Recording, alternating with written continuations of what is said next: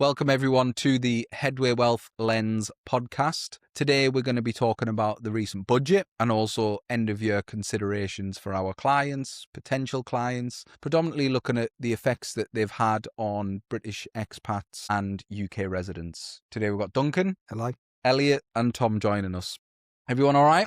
Yeah, all good. Few things we want to discuss to start off with. If we start at point number one, end of year planning and autumn budget, what it means for UK residents and UK connected expats. What we're trying to do here is make the explanations as simple as possible. Remember what we said before, the dates might not be exact. There's a lot for us to remember. And we're going to try and keep each section about 30 minutes each.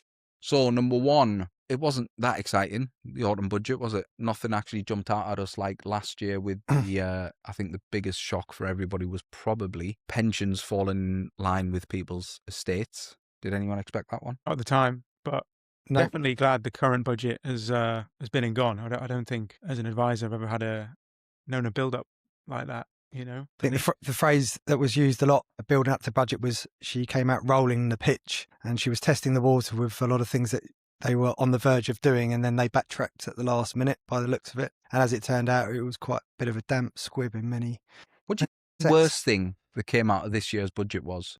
More for clients. Because it depends on the residency. Like for UK residents, again, the age, because I'd say salary sacrifices, like the change in that has been like the headline change. But at the same time, for clients of ours that are approaching retirement and still like 3 years away or even living abroad, it won't affect them. So it depends on someone's age. But I think that was like seen as the big change in the budget. Salary sacrifice. But that's coming in 2029. Will Labour still be in power in 2029? And will that ever come into effect? Interesting point, because again, there's a few things that won't come into effect until 2027 from last year's budget, and certain things have been pushed back to 29. Do you actually think any of these will be reversed if they need to raise taxes? I think certainly if Labour do not win the next election, I think the next government that come into power will make some big changes, because the country is now getting pretty fed up with being taxed, and the next government will be expected to come in and make quite a lot of positive reforms to instigate growth. That's my view. And the next general election will be 2027. I believe you're right. Yeah. So there's a chance. But also, it's quite well known that in politics in the UK, like the year of the election is when governments will typically not be so heavy on taxes and perhaps even go the other way. So you don't know what Labour will do in the year of the election in terms of reducing taxes or whatever they change to try and win votes. But yeah, I agree. I think come the election year, whatever parties are up against, Labour will certainly use some of these changes in their favour, whatever that will be.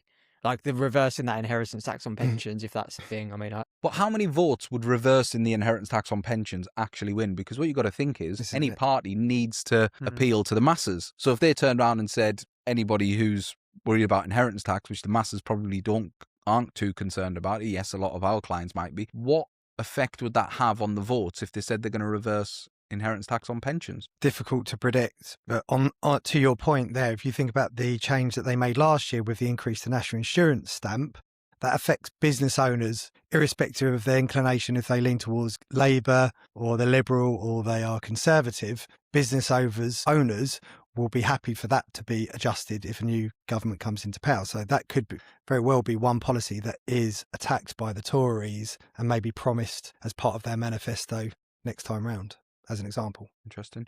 So just going back on to what we think was one of the biggest changes, the salary sacrifice being capped at £2,000.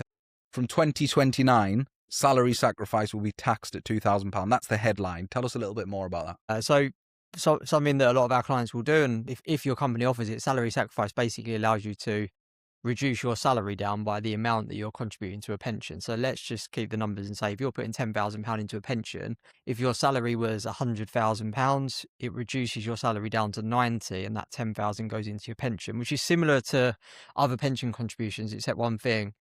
Because it reduces your salary, it reduces the national insurance contributions, both for you and your employer. So it's seen as a benefit because it saves you national insurance, it saves your employer national insurance. The reason they're saying they're doing this is because not all companies offer it. So it's a bit of an unfair advantage where someone who quite often works for a larger company will have this benefit and they will pay the same amount into their pension, but they get a national insurance saving, whereas someone who works for a smaller company or a company that doesn't offer it doesn't get it. And the new rules are basically to cap that that national insurance saving at £2,000 a year. So it's going to mean big changes for people who, we see people a lot that are maxing out their pension contributions each year through salary sacrifice, paying their bonuses into their pensions, and that's going to mean that they're paying national insurance contributions on those levels, which will make quite a difference. How much of a difference, though, in reality? Because a lot of people don't just choose salary sacrifice to save on national insurance contributions, do they? I mean, companies generally offer it and like it because it reduces their national insurance contributions, but they still get benefits of if somebody earns under £100,000 or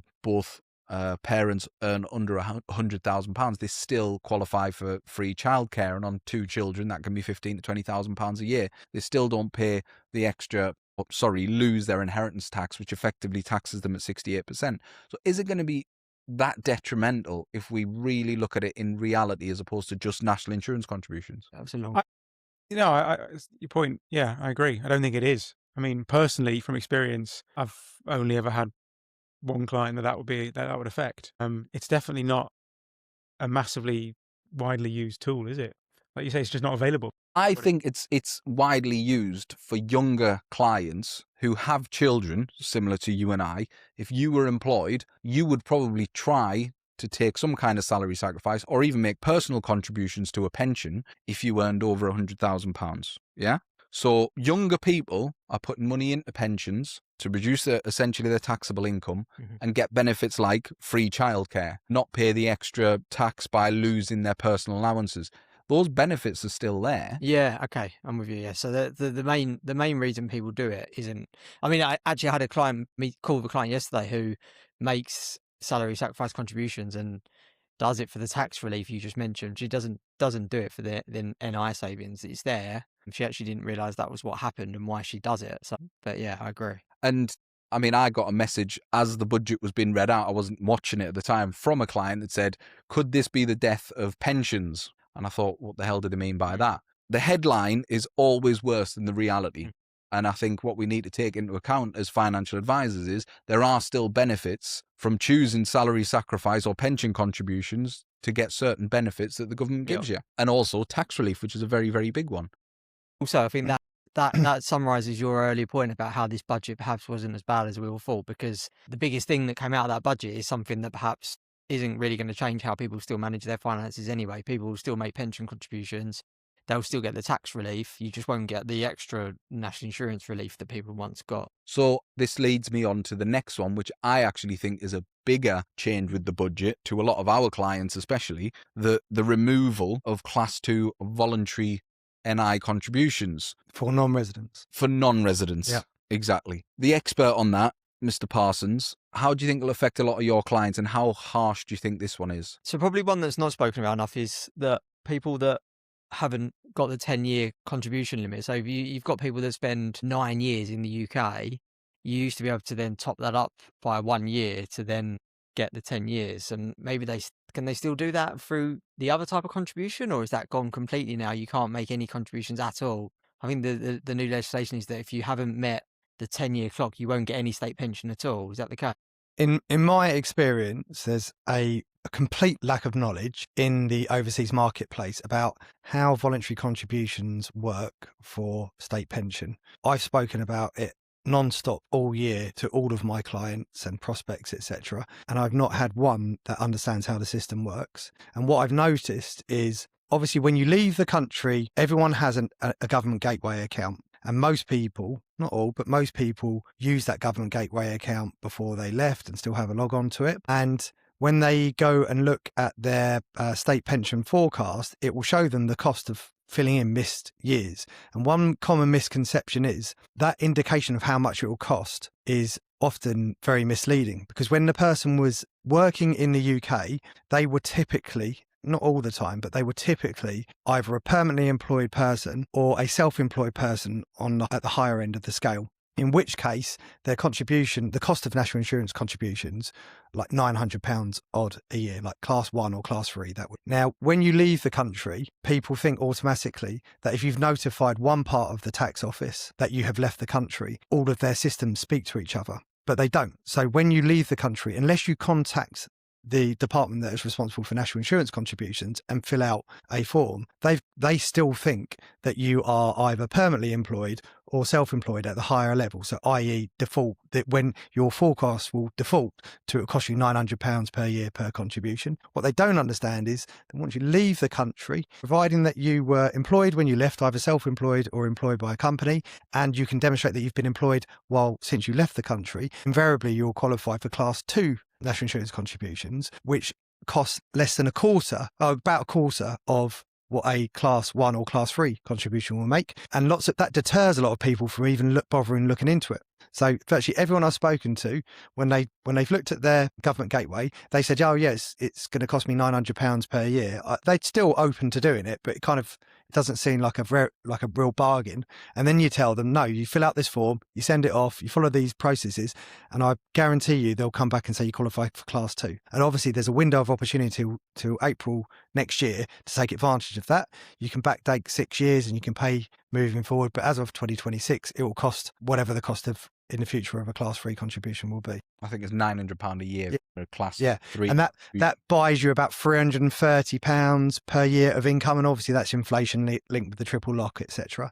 As standard, as a rule of thumb, at the moment, if you pay a Class 2, you're in the money 6 months into retirement, because it's only cost you 180 quid to buy 330 quid's income for that year, and for the rest of your life, you're in the money after 6 months. Even if you play Class 3, you're in the money if you survive 3 and a bit years after your retirement date. So if you're born after April the 6th, 1977, your state pension age goes up to 68. Anything before that is 67. And currently there are still some people that still qualify for state pension age of 66. Well, Duncan touched on a very good point.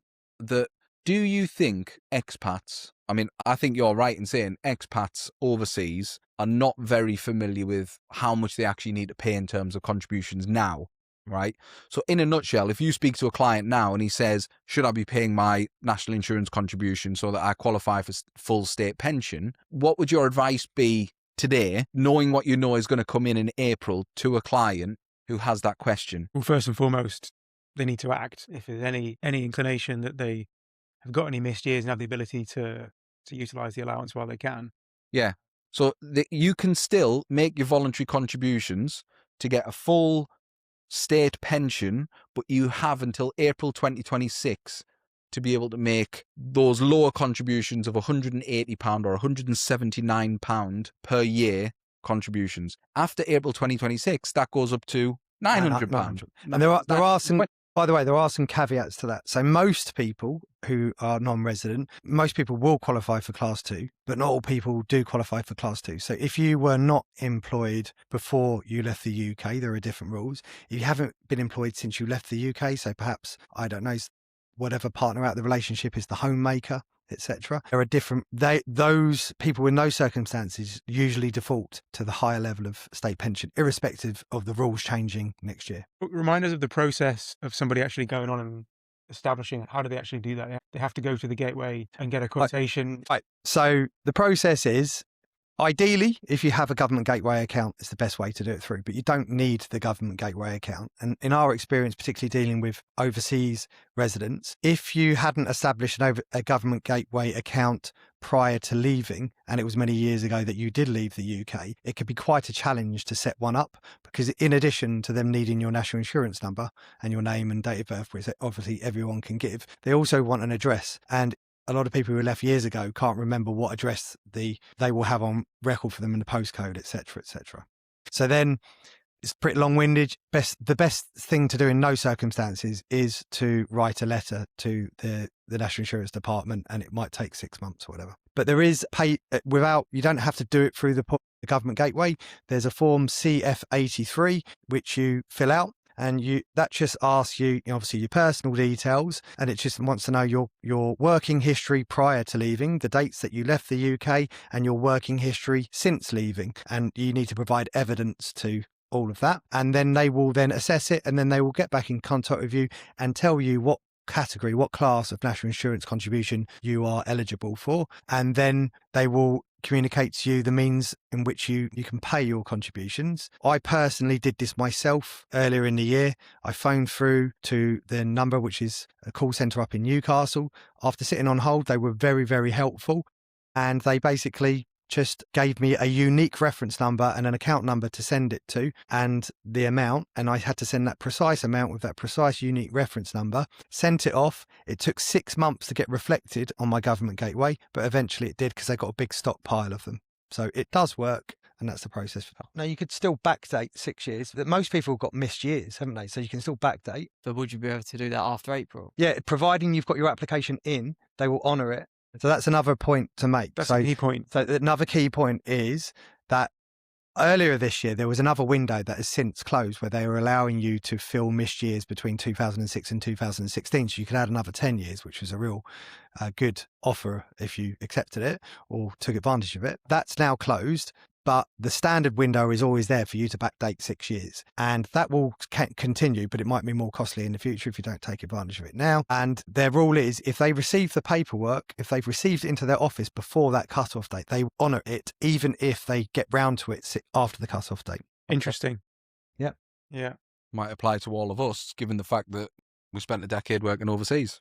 I would say I'm older than you lads. Right. A little bit. Yeah, well, a fair bit. I did the calculation and based upon my age, I only needed to backfill a certain number of years. You guys being younger than me probably don't need to backfill anything because you're going to be paying into it moving forward annually until you're 68. And that's actually what advice I've always given to clients. I get asked the question a lot. Client lives abroad.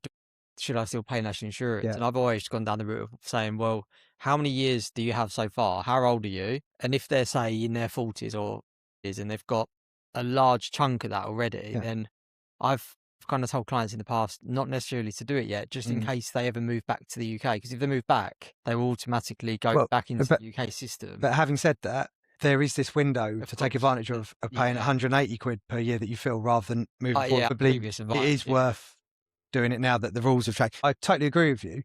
Until last week when the rules changed, it was just best just pay it moving forward or just work out when you need to start paying it. Yeah. Because then you've got this, you've got to like hedge your bets as to, am I going to live till 68? Is it worth me doing it? Or if you never, like, even the client, when you sit down with them, they say they're never coming back. You never know 100%. Yeah.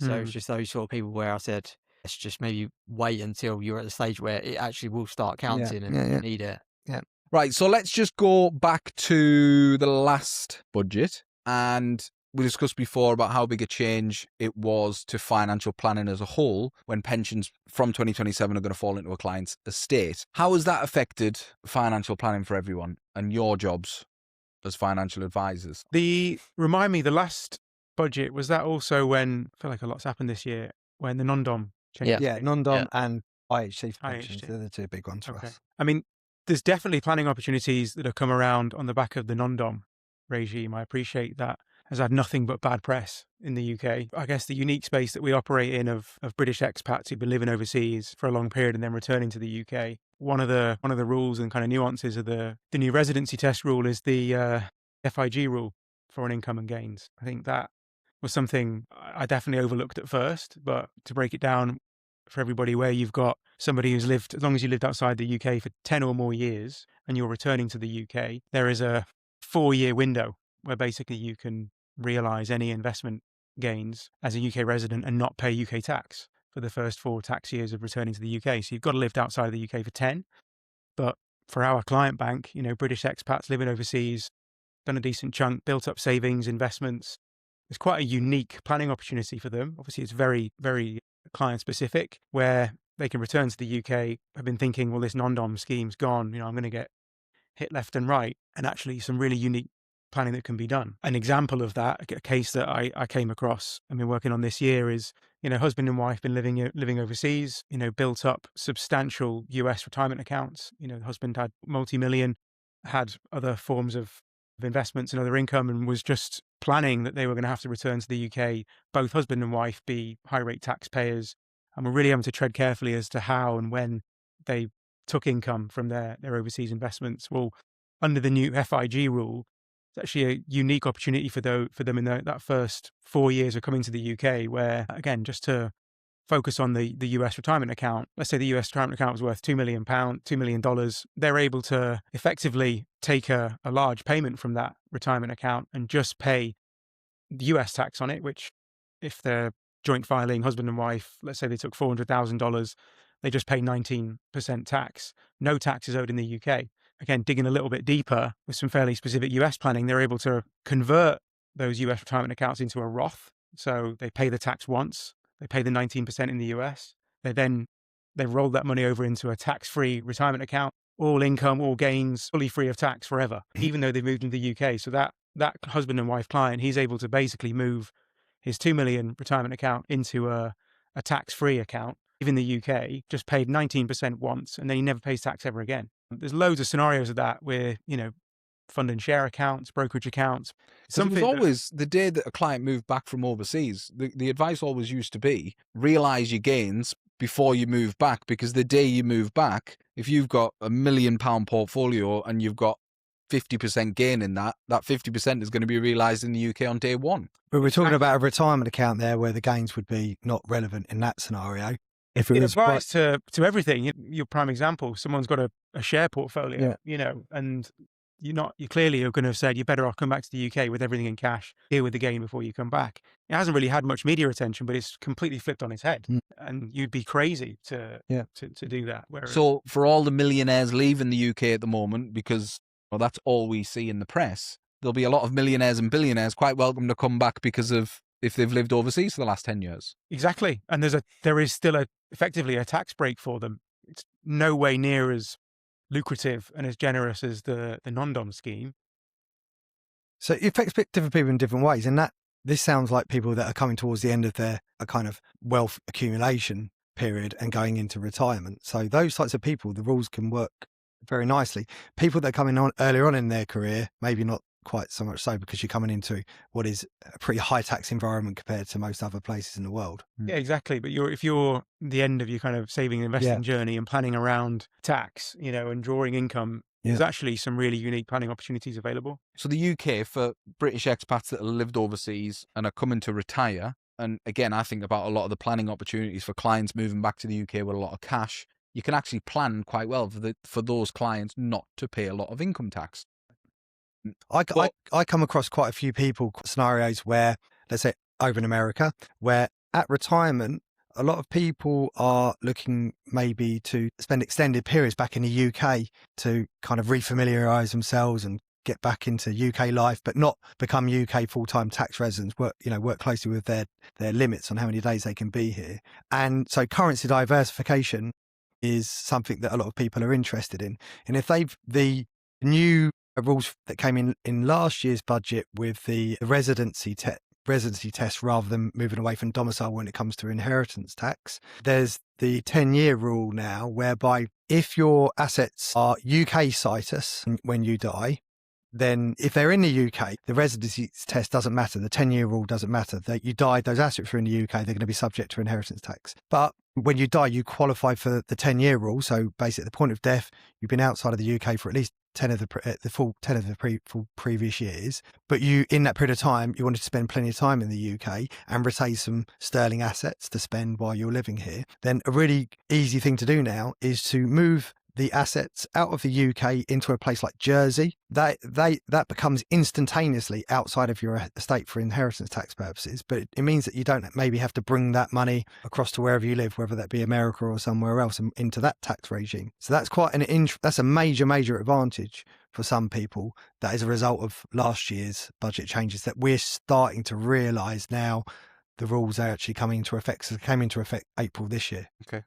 But then also on the same, when we look at the taxes that are being implemented, they are being implemented for professionals, people that are working, people that are building their wealth. I find it becoming harder and harder to justify people getting to the top of their profession in this country because of the amount of tax that they're paying. There's so many people I'm seeing moving from the UK to go and live overseas, whether they're medical professionals, whether they're in all walks of life. I'm seeing people go to America and almost quadruple their income for the same jobs that they're doing here in the UK and paying half the amount of taxes, or no taxes at all in the Middle East. Are you seeing more of that with people? So do we think there's like a category of age, like more people moving overseas at a younger age, or what are we seeing a lot of? Seeing a lot of people in their 40s and 50s getting out, and 60s who've got earning well or got a lot of wealth.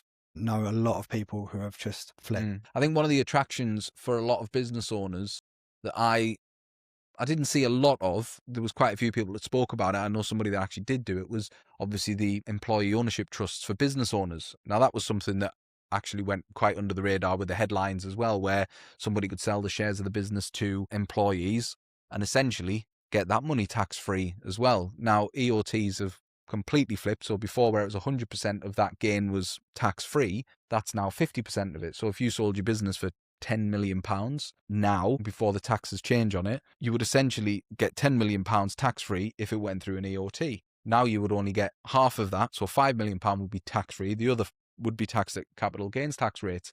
You wouldn't get what was called entrepreneurs relief. I think has gone under the radar with business owners who were looking at doing employee ownership trusts. That was something that was quite unique as well. So you're right. I think people 40, 50, 60, they're going to be high earners, are looking to leave. But to Elliot's point, there's a lot of benefits for people to come back and actually retire at their end of their careers in the UK. On that note, though, I was talking with Tom about this subject earlier on before we started this session, and I attended a networking breakfast last week in London at which there were a number of people that worked in quite high-end real estate brokerages in London, private banks, etc. And the conversation around the table, I didn't say too much that day, but I listened to what these people were saying. And they were talking about that a lot of their clients, or the banks and real estate companies, a lot of them have moved overseas to places like Monaco, to Dubai, to Malta even. But they all agreed that London still has a major draw, particularly the south of England has a major draw. It ticks most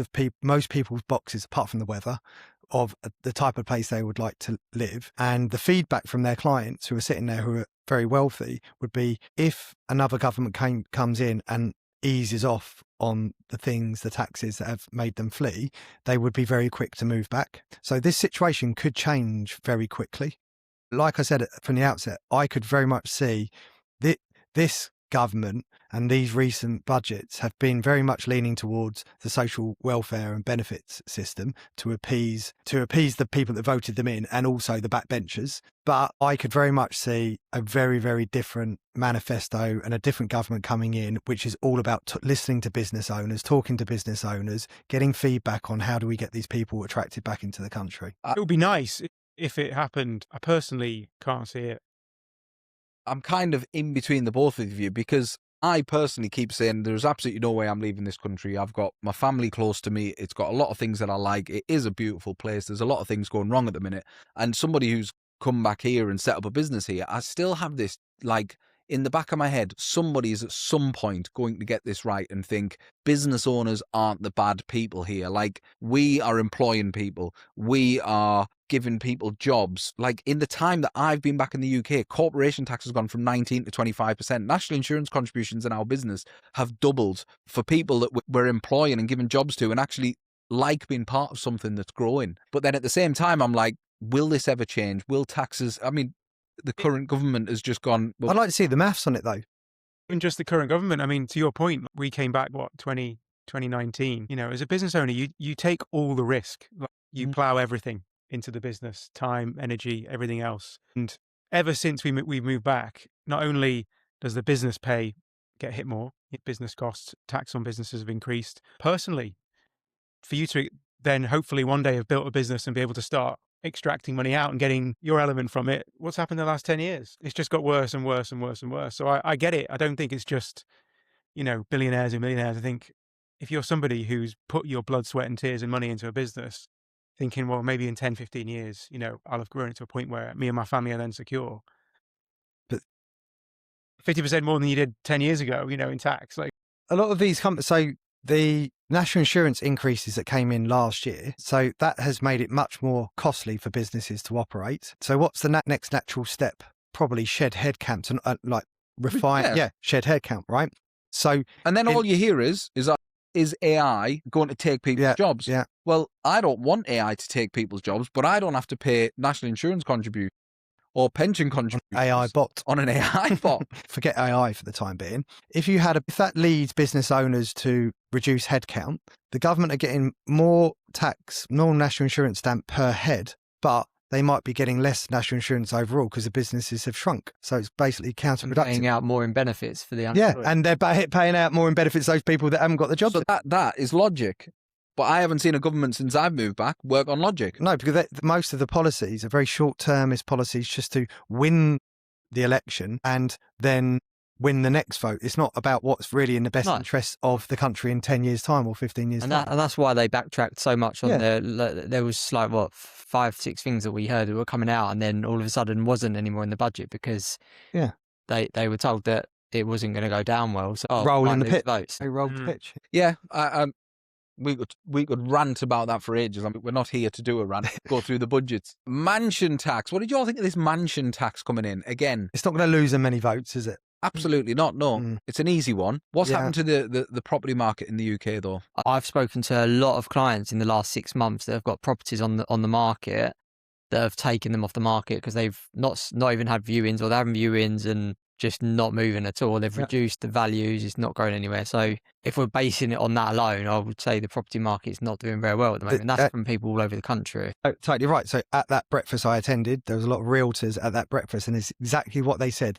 The situation the government's got the country into now means that the market is just not moving. And this mansion tax is going to make it move even less, because the higher end, more expensive properties, which they could potentially get loads of tax from if they were sold at the tax system worked well and it didn't deter people from selling, it's just the market isn't moving. Cost of borrowing is higher, and the cost of materials is obscene. So a lot of these houses, in London and South East, someone buys them and they need to spend a lot of money on renovations. The cost of renovations apparently have gone literally through the roof compared to 5 years ago. There's a client of mine who just sold a house to downsize it, owned this house, family home, all the rest of it. Let's say he sold the house for £1 million, bought a house to retire in for £400,000 that was a doer-upper. Yeah? Yeah. He's going to spend all the cash that he's made on this house. I can't believe how expensive it is to do my house up. It's going to be, to do it up, it's going to be the amount of money that I've just sold my big 4 or 5 bedroom house in Manchester, not London, but still one of the biggest cities in the country. There's also been a change this year with legislation with renting property as well. So it's to do with tenants and the rules in which tenants now have. So landlords basically have a lot less power in terms of who lives in their house and whether or not they can remove that tenant. It's already doing that. I've spoken to clients who are landlords, and they're considering. We have an expat mortgage business that sees the effect of people wanting to invest, landlords wanting to invest in the UK. People are turning away, going, well, what's the point in investing there? Yeah. If I own land there, the stamp duty is basically thrown away. Then I'm going to pay national insurance contributions potentially, which we've not got yet. But then you've also got the landlord's rights being taken away, so you can't actually chuck somebody out of your house if they're making a mess of it. And what are the benefits of owning? And not to mention the change in the budget this year, which is rental income is going up by 2% in tax as well. So another change that's.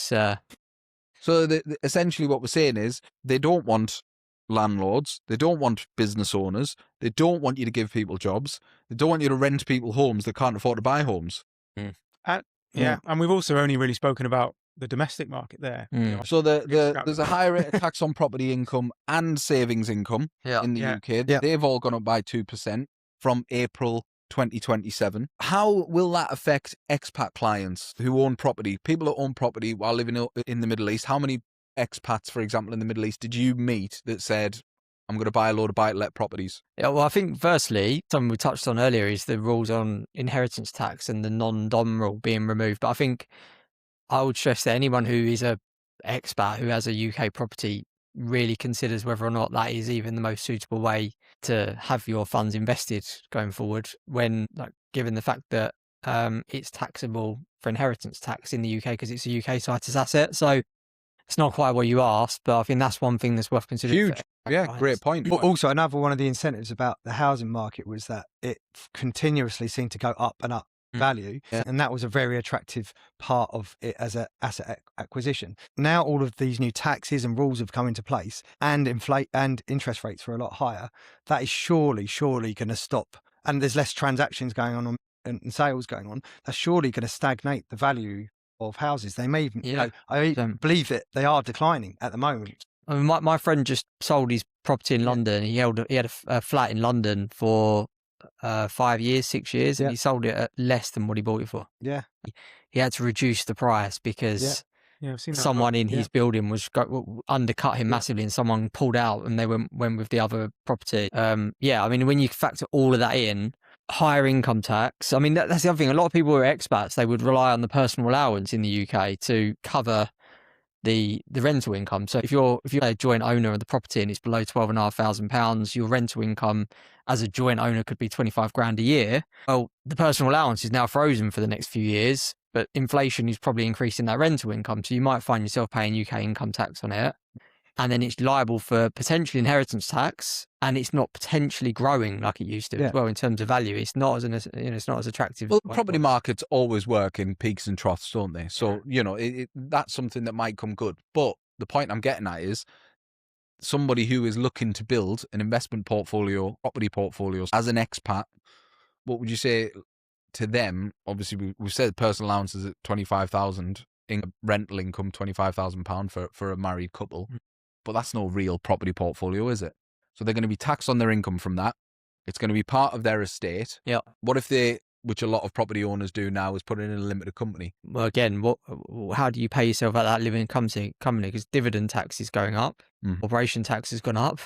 There's still a lot of taxes they're going to get hit with. I'm not saying there's an argument for it. I'm trying to say that's what expats would say. Somebody who has a property portfolio go, I'll use a limited company. It's a common answer, isn't it? Oh yeah, and it's not that it's saying not to do that, because I mean, realistically, if someone was going to buy, end up with 10 properties, then perhaps that is the right way to go. But it's certainly not as tax efficient as it once was. It almost feels like it's intentional by the government to put off people investing in property. So essentially, move the money else, move into other assets. I think a big message for a lot of expats at the moment is definitely reassess their strategies, reassess the changes. We're now 2 years into this new government's budgets.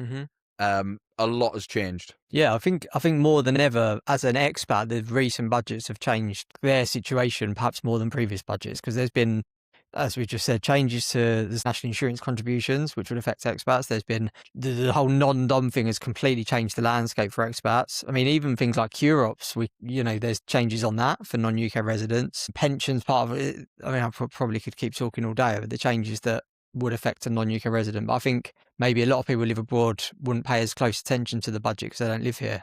One thing that we've completely missed and glossed over is the fact that, as was announced last year, but comes into effect in April 2027, touched upon it, pensions are moving into inheritance tax. Then that means that a lot of the overseas residents that we deal with, the pension is often the only remaining UK situs asset, and in most cases nowadays it will need to remain so. And most people I speak to have not got an updated will to reflect that. So if someone dies today before 2027, that pension can be distributed as per their expression of wishes. And if they haven't got a will that is put together in the right way, that could cause them major problems. Or if they don't have a will at all, that's going to cause them big problems.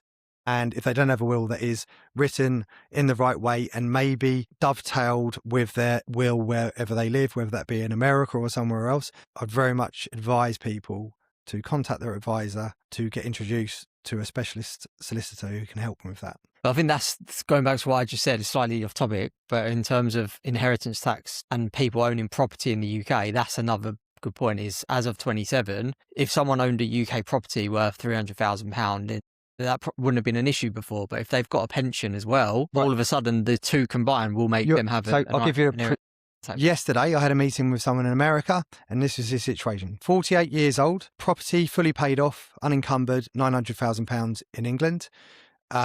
Pension, £780,000. Bit of money in the bank. Okay.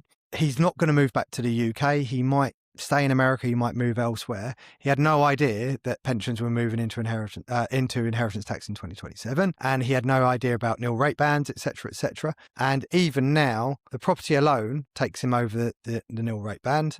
And then 2027, he's going to have a massive inheritance tax bill. And then another 20 years of growth on top of that. He's going to have a humongous inheritance tax bill. And he knew nothing about it and hadn't updated his wills for quite a few years. So really important stuff. Wow. What was your advice? Well, certainly my advice was that even though he was quite confident his wills were in place and were okay, I said definitely have a consultation to see whether they are as up to date as they need to be with all of the future changes that are coming into effect. The other thing, I've sat on quite a few meetings recently with people that are US based and have got their revocable trusts and their US wills in place. And there are certain aspects to how the wills are written in America that need to be looked at very closely, because you can easily run down into a problem where in America, probate, you can set things up so there's no need for a probate process. Mm. But if you set up your will in America to cover your UK assets or don't have a sufficient UK will, that could then in turn mean that you do need to go through the probate process in America, which you'll set things up to actually avoid having to do. So it's really important, if you've got substantial assets in both countries, that I would highly advise you to speak to a UK lawyer who has a deep understanding of US law. Can I just mention one other thing? That's around unmarried couples. Again, one of my clients in particular who's not married, but they both have fairly sizable pensions each. As of 2027, they will pay inheritance tax on each other's pensions, which if they were married or even in a civil partnership, they wouldn't. They're getting married. I've suggested Talk to civil Vegas. I've suggested a civil partnership because that marriage is their own choice, of course, but a civil partnership would allow them to get the same right. So that's another thing that is always worth considering. Stocks and shares ISA allowance remains at £20,000. Cash ISAs reduced to £12,000. Thoughts? Why would you do that other than to encourage people to invest in the stock market? Which Do you is a think that's- positive. That is a positive. Aren't there some age rules on this? 65. Yeah. Which again is an odd thing because there has to be some sort of cutoff, but what makes someone who's 64 and Well, I just think versus it's getting 65. closer to retirement, reduce your risk maybe. It's essentially, but let's be honest, I think in a stocks and shares ISA you can use a cash fund, can't you? So Yeah, exactly. there's, You can there's get no around real it. reason. I think Yeah. the main one with that is make it look like you're putting more money into the markets, whereas you're actually, by taking away salary sacrifice, there's less money going into pensions and the majority of that goes into the market. So what a stupid rule. I don't quite understand the logic behind this. I could have seen it if they had introduced a certain percentage that needed to go into like AIM listed companies, etc. But I honestly can't see any logic in this at all. didn't they do that a couple of years ago? They introduced the British ISA or something, And he got scrapped. and then he got scrapped. So if you had if that's trying to encourage people into stocks and shares, and there's nothing to stop someone just buying an S&P 500 tracker, what benefit does that have to? I think it's about generate. I think it's more to maybe I don't know if it's so much about that, but partly it's to do with the economy, I suppose. But I suppose it's also to do with, as we all know, in the US, our clients in the US typically most people have investments, and like when you speak to people in the UK, more people are more in cash stuff. Not always, but there's sort of. If I speak to someone in the US, they're normally in S&P trackers and they're invested in the markets. In the UK, might be the case, but they're often also just in cash stuff. And I think also the idea of it is that like the growth that someone would expect, therefore to try and build people's wealth to hopefully then be less reliant on the government. I don't think that's what the right. It would be that great. makes sense. It makes a lot of sense, and I think we'd all support that. I think that's a great incentive, but I'm not sure. It That should've- didn't really make. well, I actually, think they're maybe it's again, this is what I hope it's for, that if they can encourage everyone from a young age to start getting into the stock and shares ISAs, maybe it will change the way the UK as a whole sees money and invests. Like we see a lot of people that buy premium bonds, like put it in the bank, put it in cash ISAs, and I think Compare that to America. yeah, that's right. Yeah, exactly. Whereas I hope it's because they're trying to encourage more capitalism and more that kind of way of looking at their money. It's pretty much the only thing out of the budget they are trying to carry. Yeah, I agree. Listen, I agree. And it might not those- be that either. It might be some other reason that generates a few million quid worth of income. Do we discuss the increase in entrepreneurs relief, business asset disposal relief? We discussed the increase in the 10% though. No, but you tell us. 14% this April, 18% next April. Yeah. So the 10% is now out the window. Yeah. As of this April, I think. Dividend increase we mentioned. Timing of exit or restructuring now matters more. How many business owners do you think are going to leave this country before they sell their businesses? When I look at a lot of business owners who have, in the last few years, sold businesses for 10, 20, 30, 40, 50 million pounds, why not move out of this country? Because a lot of people know 3 to 5 years before selling a business that that's their plan. They structure things, they potentially looking at selling the business, and they'll become expats. And is it as simple as that though? I mean, not everyone has the ability to. They have the ability, but not everyone has the mindset to just leave the country, do they? I know a lot of people I know that tax efficiently would be great to do so, but they just wouldn't leave. No, I know, and I agree. I mean, for me, it would be much more beneficial for me to be living in Dubai than it would be here. But for many, many reasons, because I love the place, because my family are here, my kids are growing up here, I'd much rather they did. I won't leave. But there becomes a stage where when people are building businesses, employing people and thinking to themselves, well, my business has a huge value. You're selling your business for £10 million or more. There's a nearly £3 million worth of reasons to not be here than there is to be here. Yeah, and they you know what I mean? They need to take a look at that. And let's be honest, it's a lot of money. Yeah. That if I was selling my business for £10 million and I got in 2 years' time, I pay, guess what? You only need to pay 18% on your first million. Then after that, it's 28.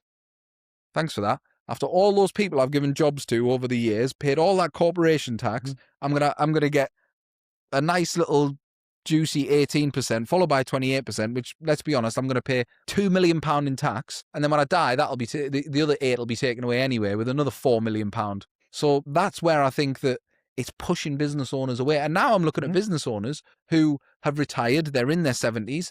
They've maybe got SASs, lots of assets in there that they've set aside. They've employed thousands of people over the years, done loads of planning for their children. Then all of a sudden, it's like, thanks for all those opportunities you gave people and all the money you put into the economy. However, now what we're going to do is take 40% of that pension as well. Yeah. Yeah. So do you think that's going to encourage more and more people to leave the country? Yeah. Definitely. And we've seen it. I know we're probably never going to see the data and the numbers around the detrimental impact of the kind of non-dom regime and all the changes, but you can't help but read. I know, what's the gentleman, the CEO of Revolut? He's just conveniently relocated himself in Dubai. They're about to go through their IPO next year. I'm sure that's couple of hundred million saving. Yeah, I think when we're talking that kind of wealth, but that's been there. Dubai's always been tax-free. It kind of has been, but then, do you not sometimes think when we look at how many businesses headquartered themselves in Ireland when corporation tax was, 12%? Like that, yeah. So corporation tax in Ireland, let's say it was 12%. It might not be correct, but fact check it if it isn't, right? If corporation tax was at 12% in this country, would the owner of Revolut really, if it's going to save him a couple of £100 million, if he's got all his business here, all his family is here, let's look at it as a percentage of your wealth, would they run away to Dubai if the corporation tax was fair? Yeah. Because how much opportunity and how much tax would they pay in this country? More than enough. If you're paying 12% corporation tax, if you're not paying all these stealth taxes and you weren't paying 45% on high earnings, would they run away? And also we have this issue, and a lot of people have issues with high earners. Footballers, it's all right for them. They earn £10 million a year. They're probably contributing £5 million of that 10 million to the tax man. And yet we begrudge that, when really we should be like, let's get more of them here to pay more taxes. Well, that's it. I mean, again, fact check me if I'm wrong, but as of last year, the top 1% of earners in the UK paid 35% of the tax. How many of those top 1%ers have we pushed out? Yeah. Have we Wow. left? Yeah. How many of the top 1% taxpayers have left in the last 10 years? Well, you just need to look at those figures go around about how many people are moving to Dubai every month or whatever. And guess what's happened to Dubai's property market with all these people leaving to go there? Gone absolutely crazy through. It's gone through the roof. Yeah.